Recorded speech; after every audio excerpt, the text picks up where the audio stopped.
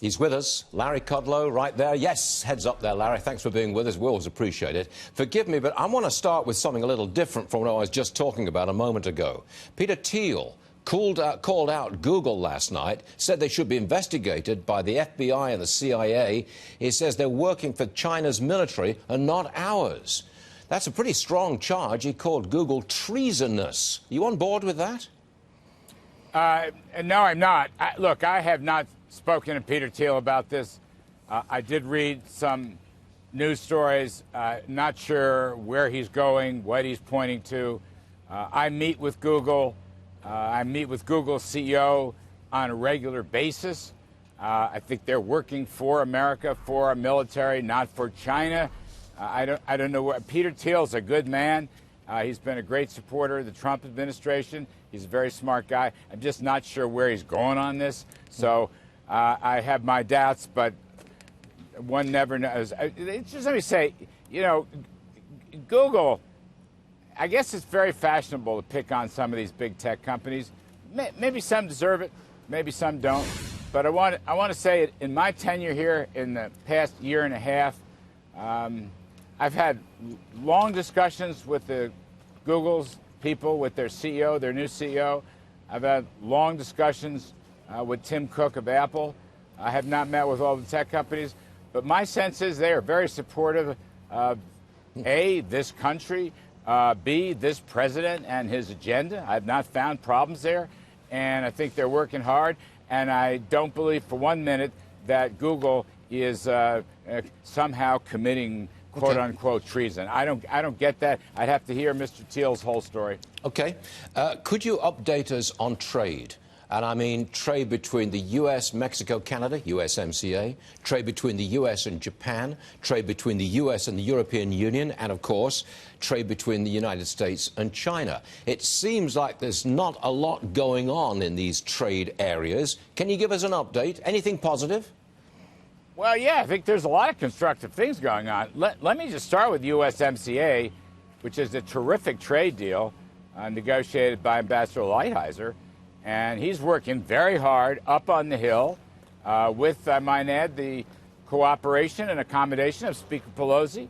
And I'm optimistic that we have a very good chance of getting that through. That USMCA deal, by the way, Stuart, is worth about 0.5% of additional real GDP per year to the United States. Well, can you get it through Congress? Can you get? Will the House? Will a divided House do it? Well, look, I think when Speaker Pelosi gives us a vote, and I remain optimistic on that, I remain optimistic. That's just me talking. I think it can pass. But again, Ambassador Lighthizer continues to discuss with her and her leaders. I think that's a very good sign. So without putting any timetables on it, yes, I remain very constructive. And I just want to say one more thing here, one more time, how strong this is for the American economy, which is why we believe we will get bipartisan support, not just GDP, Stuart, but also perhaps a couple of 100,000 new jobs, perhaps $100 billion in new direct investment. There's old economy and new economy provisions in there. There's currency stability. There's labor provisions. There's environmental provisions. It's the most remarkable trade deal. And I believe at the end of the day, sometime this year, we're going to get a positive vote. Yes, I do. Can you give me an update on China trade talks? And I ask this question because we got news this morning that China's economy is growing at its slowest rate in almost 30 years. My question is that because of the trade fight with America, or is it because there's something fundamentally wrong with the Chinese economy? Well, maybe a little bit of both. It's a very state-controlled, government-oriented economy. So, to me, that's damaging right there. It lacks the kind of free enterprise vibrancy that the United States has, for example. I think China has been hurt. You know, we've talked a lot about the economic burden of President Trump's tariffs falling more heavily on China. Big story in the paper today, how a bunch of companies are actually leaving China, changing their supply chains and moving elsewhere. Some will go to other countries in Asia. Some, frankly, we've had reports are coming to the United States. So I think this has hurt the Chinese a lot. Regarding the talks, Lighthizer and Secretary Mnuchin have been talking to China's top people. There may be a face-to-face meeting in the cards, though it hasn't been formally decided yet, as far as I know. And I will add one last thing. President Trump has said on several occasions here, it's a good thing to restart the talks. We have opened the door slightly to non-national security transactions with Huawei, and we have, for the moment, suspended any new tariffs. But, we expect the Chinese to be launching a significant purchase of U.S. agriculture products, goods, and services. We haven't seen that quite yet, but we're very keenly watching the developments there, and I hope that they make good on that promise. Are they balking at how much agricultural produce we want them to buy? Stu, I don't want to get into details on that. All I'm saying is we're waiting for some announcements on their side. That was covered during the discussions in Osaka, and I know that Mr. Secretary Mnuchin and Ambassador Lighthizer have mentioned this in their conversations with Chinese officials. We had reports this morning that President Trump is not happy with the Wilbur Ross Commerce Secretary, in part because that question on citizenship was not gotten into the census, and the Census Department is part of Commerce Department, which is run by Wilbur Ross. Have you heard anything about Mr. Ross leaving? I have not. Wilbur and his dear wife, Hillary, are long-time, multi-decade friends of the Kudlow family. I love working with Wilbur in this administration. He, by the way, was a great star of the Kudlow Report many years ago on another network. I know I'm not allowed to say that. And I think he's done well, I just let the cat out of the bag a little. He's done a fine job at the Commerce Department, and so far as I know, I have not spoken to the president about any of these recent events, but Wilbur Ross is a good man, and he's done a good job running Commerce. Later this hour, I think it's later this hour, the president's going to be on the South Lawn hosting the 3rd annual Made in America product showcase. Manufacturers are moving out of China because of those tariffs. Can you tell us how many of those manufacturers are actually moving back to the United States? I know there's a big story about that this morning. Is it a real flood coming back here, or is it really a flood going to other parts of Asia? Well, I think it's a little both. I mean, there's a lot of movement out of China into Asia, and there's also movement out of China into the United States. I'm not going to go into a lot of heavy details. Look, USA, we are a very hospitable environment.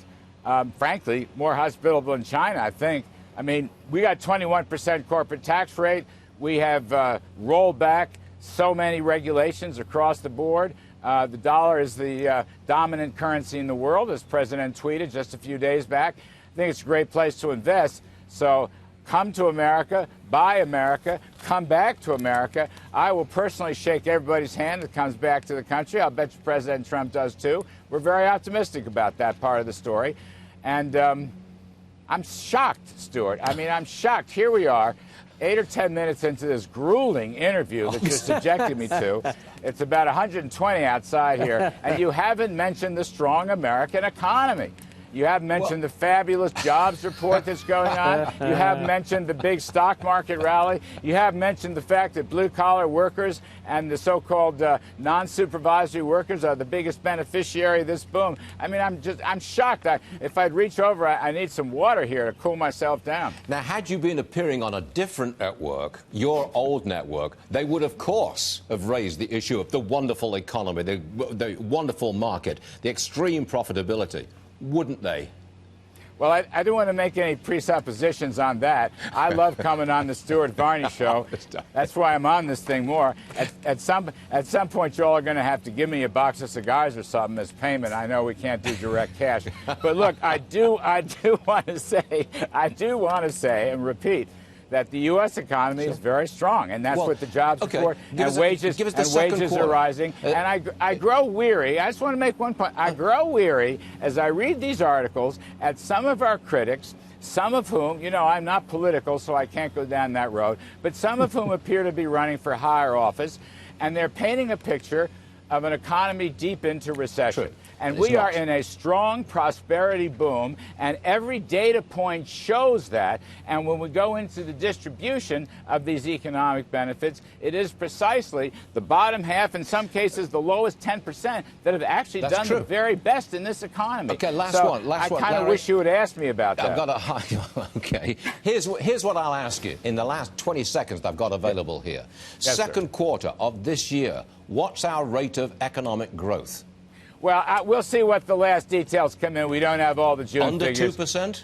I think we're on a 3% growth path. We had 3.1 or 3.2 in the first quarter.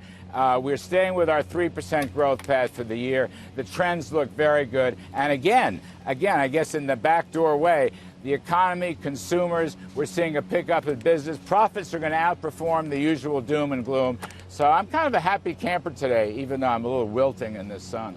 I'm sorry. You go back to the air conditioning, Larry. I understand these things. My studio is freezing cold. Larry Kudlow, everyone. Thanks for joining us, Larry. We'll see you again soon. Thank you, sir. Yes, sir.